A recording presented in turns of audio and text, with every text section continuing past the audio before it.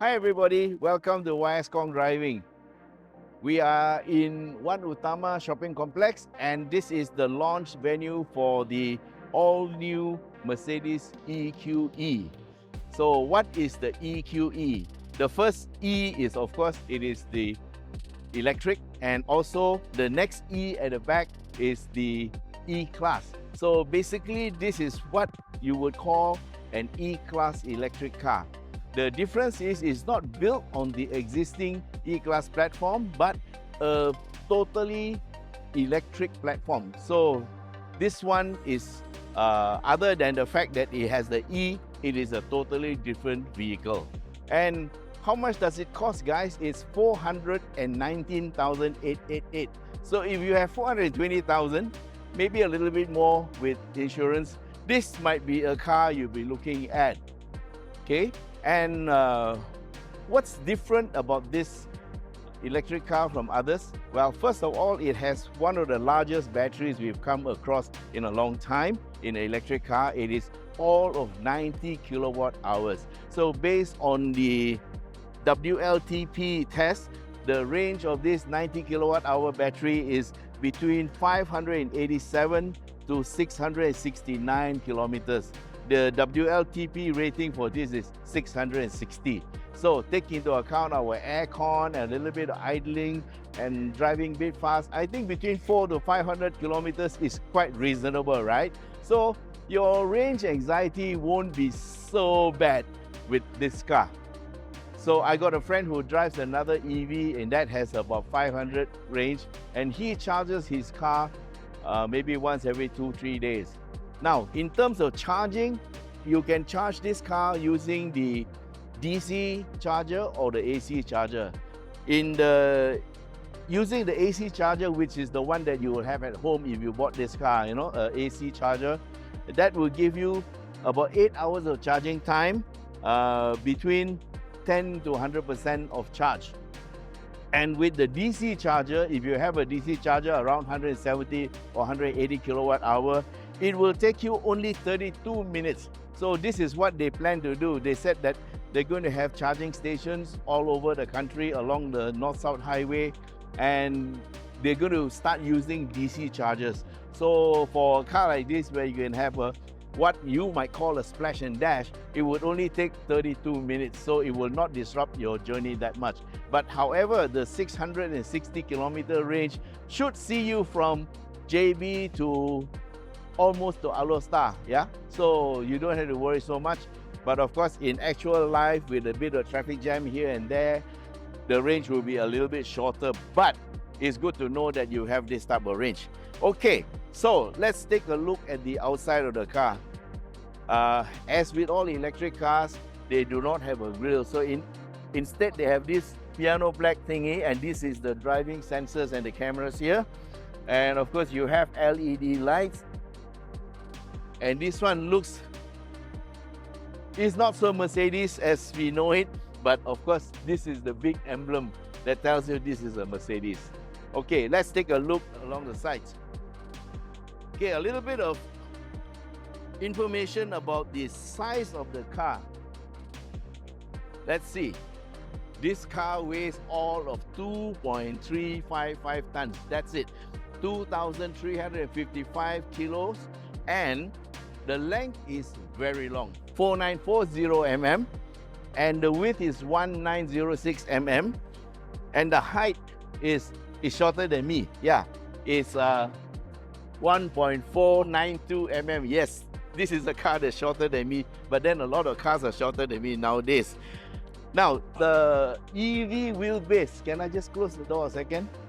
Just to show them the EV wheelbase. This is a very, very long wheelbase. It's as long as a pickup truck, 3120 mm. And that's because for EV platforms, they need to place the batteries down here along the floor. So they had to extend the wheelbase, but the benefit of that is they can shorten the front. So this overhang is very much like a little hot hatch. And look at the rear overhang. There's hardly any overhang, so you can safely say that this car handling will be quite good. Of course, we have to test it really to check it out. Now, the front suspension, I took a closer look just now. We have what is the equivalent Mercedes double wishbone setup. They call it a folding, but you can see also they use aluminum and it's very lightweight suspension, so the unsprung weight is reduced. Huge ventilated disc, and these are 19-inch wheels, and the tire size is 255/45 R19. These rims look different. Well, I don't really like this design, but of course it's a Mercedes rim. And there is also an option for airmatic, which means you can have what you call air suspension.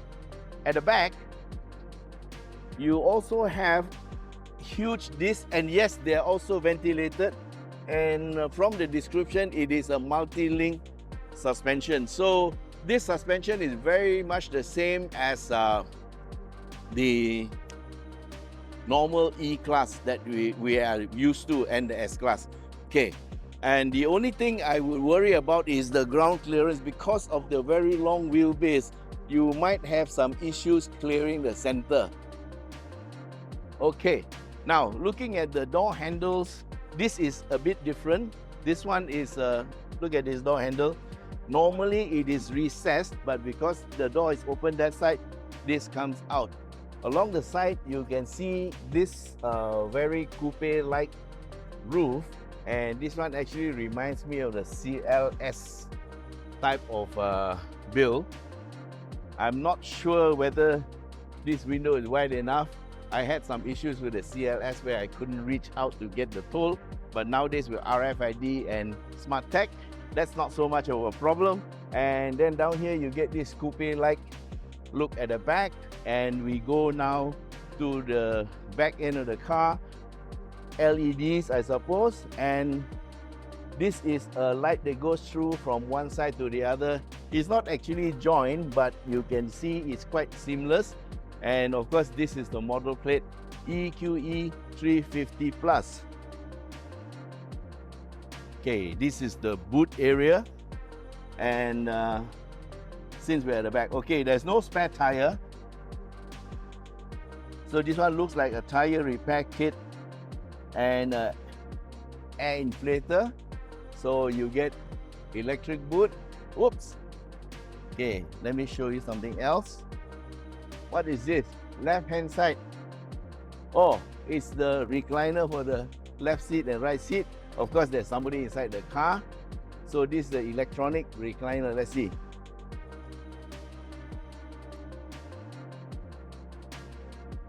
Ah, there you go. The seats recline. It doesn't come back up. Okay, so this is one of the few Mercedes sedans you see with what you call fold down seats. Okay, just to let you know, the boot capacity is 430 liters when it's up, and when it's down, it's 895 liters. So you can actually carry long stuff with the car should you want. Okay, let's close the boot. And we'll go to the front. Okay, here we are sitting in back seat, and yes, it is pretty luxurious. It's the floor seems to be a little bit higher, but that's because of the battery that's underneath, and you get a basically quite a flat floor. There's a small little bump here, but other than that, yeah, you get a little pocket, and these are plastic material seat back, and you get your normal little hole down there for you to put your shoes, and there is plenty of room. So the person is sitting in front, he is sitting in a normal driving position, and yes, with the 3120 wheelbase, there is plenty of room. Now, in terms of the leather, I'm not sure whether it's real or artificial leather, but nowadays everybody is going artificial leather. So it is actually a 3-seater at the back, but with the center armrest down, it becomes a 2-seater. And over here, there is a little drink cup holder here for you to put, and I think here there is a little bit of space for you to put maybe an iPad or something like that, or put your phone there. So that's about it. The seats, rear seats, are really not that great because they are a little bit on the short side here. So they could have done a little bit longer here to get a bit more thigh support, but I think for Asians it's okay lah. Now I'm going to check whether the back seat is reclinable. It doesn't look like it. Yeah, it's a fixed position. So this is the angle you will sit. Pretty straight, nice sitting position for normal. And down here you have aircon controls, and you have left and right controls. So it's actually a 4-zone controller. And at the bottom here you have your USB chargers, and these are Type C. Alright, so that's about it for the rear passenger compartment, and let's go to the front.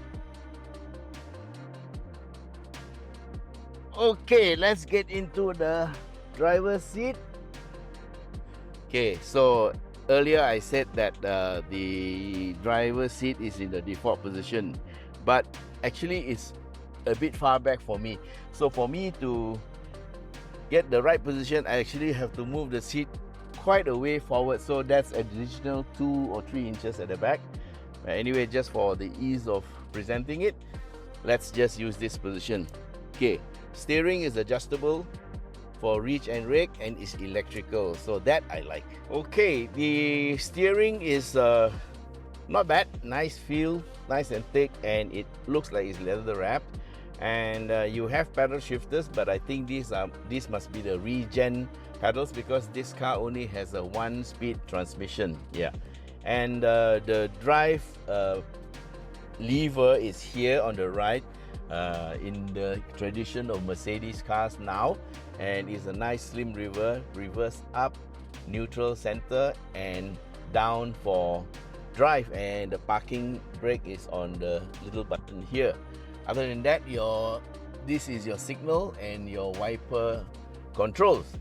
Then you have also your ADAS systems here, and this is your sound control systems. Yeah, so pedals down there are aluminum, and you also have your instrument panel. We don't have the key, so I can't see very much, except I can see here, this is the drive indicator, whether you're in P, reverse or drive, and then your temperature gauge, your parking brake, your clock, and your light signal. So up here is probably your speed and your battery condition. Over here you have full navigation. Yes, this is navigation, and then this car has got wireless Android and Apple CarPlay. Yep. So elsewhere you see the seat controls are on the right and left like normal Mercedes, but it looks a little bit more modern in design. Aluminum type of handles, and then you have this astral thing. Yeah, these are all little Mercedes logos, but without the roundel. Yeah, and you have this ambient light, and here is where the aircon louvers are, in addition to the round ones on the left and right. So all in, I think this is a pretty nice car. no sunroof, and also I hear they are going to CKD these cars here in the near future. Not sure when. Up here you have a SOS button. You press this button, it connects you with the emergency center. Yeah, roof lining, roof light, dome light, and there on. Now let's see what's inside here. Your drink holder and your wireless phone charger, and 2 USB ports here, and another 2 USB ports here, and they're all Type C. So this is pretty nice. Okay, in terms of ADAS features, this car comes with the full complement, and in fact they are a bit more advanced than other systems. One of the most advanced systems you can have. In fact, it's almost ready for autonomous driving. So you have lane keep with steering adjustment. You have dynamic radar cruise control with automatic restart, which is more advanced than others. For some of them there is a certain time limit and you have to press a resume button, but this one I think the time limit is quite long, so basically it can auto restart. Also it has the collision mitigation, the whatever else you have, right? It's one of the most modern systems around. In terms of airbags, I see 2 there. There should be another 2 here. That's 4. And then at the back,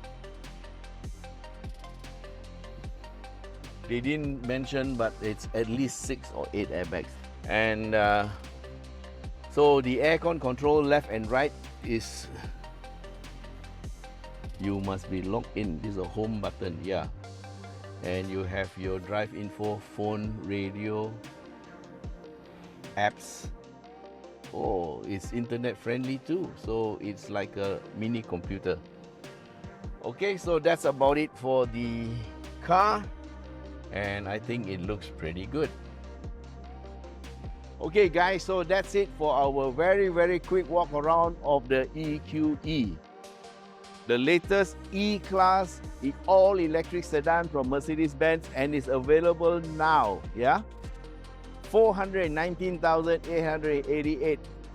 That's on the road without insurance. So thank you very much for being with us, and we hope to be able to take this car up to Genting to give it a try.